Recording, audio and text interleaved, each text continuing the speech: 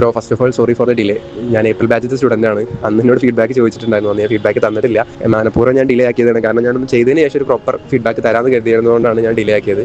First of all ഞാൻ അങ്ങനെ എത്തിപ്പെട്ട Indian മാർക്കറ്റിലാണ് trade ചെയ്തത്. അവിടുത്തെ റൂൾസും കാര്യങ്ങളും മാറി എൻ്റെ ചെറിയ ക്യാപിറ്റലൊന്നും ചെയ്യാൻ പറ്റാത്തൊരു സ്ഥിതി എത്തിയ സമയത്ത് ഞാൻ ഫോറക്സിലേക്ക് വന്നു. പിന്നെ ഫോറക്സിലേക്ക് വന്ന സമയത്ത് ഞാനൊരു നല്ല മെന്റർഷിപ്പ് എടുത്തതിന് ശേഷം ട്രേഡ് ചെയ്യാൻ വരുന്നത്. ചെറിയ ക്യാപിറ്റലൊക്കെ ട്രേഡ് ചെയ്തു. അതൊക്കെ വാഷ് ഔട്ടായി പോവുകയാണ് ചെയ്തിട്ടുണ്ടായിരുന്നത്. പിന്നെ അങ്ങനെ നോക്കിയ സമയത്താണ് ബ്രോൻ്റെ അക്കൗണ്ടും കാര്യങ്ങളൊക്കെ കാണുന്നത്. അതിന് ശേഷം ബ്രോൻ്റെ യൂട്യൂബിൽ ഫ്രീ കണ്ടന്റ് ഞാൻ കണ്ടിട്ടുണ്ടായിരുന്നു. ആ SMC എന്നുള്ള എല്ലാതും കണ്ടിട്ടുണ്ടായിരുന്നു. അത് തന്നെ ബ്രോൻ്റെ ഒരു പ്രൈസ് ആക്ഷനും കൂടി മിക്സ് ചെയ്തിട്ട് അതിൻ്റെ കൺസെപ്റ്റും കൂടി ഇൻക്ലൂഡ് ചെയ്ത് കണ്ടത് എനിക്ക് ഭയങ്കര ഇംപ്രസീവ് ആയിരുന്നു. അങ്ങനെ ഞാൻ ബ്രോനോട് കോഴ്സിൻ്റെ ഡീറ്റെയിൽ ഒക്കെ ചോദിച്ചിട്ടാണ് ഞാൻ അറ്റൻഡ് ചെയ്യുന്നത്. ഏപ്രിൽ അറ്റൻഡ് ചെയ്തതിന് ശേഷം ഞാൻ ഏപ്രിൽ മാസം ഡെമോല ചെയ്തിട്ടുണ്ടായിരുന്നു. പിന്നെ ജൂണും ജൂലൈയും വളരെ ചെറിയൊരു അക്കൗണ്ടിൽ ചെയ്തു. വളരെ ചെറിയ ലോട്ടിലും ചെയ്തതിന് ശേഷം ജൂൺ മാസത്തിൽ ഒരു 75% എനിക്ക് പ്രോഫിറ്റ് ഉണ്ടായിരുന്നു. അതേപോലെ തന്നെ ജൂലൈ മാസത്തിൽ വളരെ ചെറിയൊരു ലോസ് ആണ്. ഇത് എൻ്റെ ആയ സമയത്ത് വളരെ ചെറിയൊരു ലോസ് ആയിട്ടുണ്ടായിരുന്നത്. ഇതിൽ ഇംപ്രസീവ് ആയിട്ടുള്ള കാര്യം എന്താ വെച്ച് കഴിഞ്ഞാൽ അത്രയും ചെറിയ ക്യാപിറ്റലിൽ അത്രയും കൂടുതൽ ട്രേഡ് എടുത്തിട്ട് പോലും വാഷ് ഔട്ട് ആവാതെ നിന്നത് അത് പ്രോപ്പറായിട്ട് ആ മെത്തേഡ് യൂസ് ചെയ്തുകൊണ്ടാണ്. പിന്നെ ക്ലാസ്സിനെ പറ്റി പറയുകയാണെന്നുണ്ടെങ്കിൽ വളരെ സിമ്പിൾ ആയിട്ടുള്ള മെത്തേഡ് പ്രോപ്പറായിട്ട് യൂസ് ചെയ്ത് കഴിഞ്ഞാൽ പ്രോഫിറ്റബിൾ ആവാൻ പറ്റുന്നത് പ്രൂവ് ചെയ്തു തന്നു. പിന്നെ അതുപോലെ തന്നെ അതൊരു ഭയങ്കര നല്ല കോൺഫിഡൻസാണ് തന്നിട്ടുണ്ടായിരുന്നത്. പിന്നെ അതിന് വേണ്ടിയുള്ള കൃത്യമായിട്ടുള്ള റിസ്ക് എത്രയാണ് മെയിൻറ്റെയിൻ ചെയ്യണം എന്നുള്ളതും പറഞ്ഞു തന്നിട്ടുണ്ടായിരുന്നു.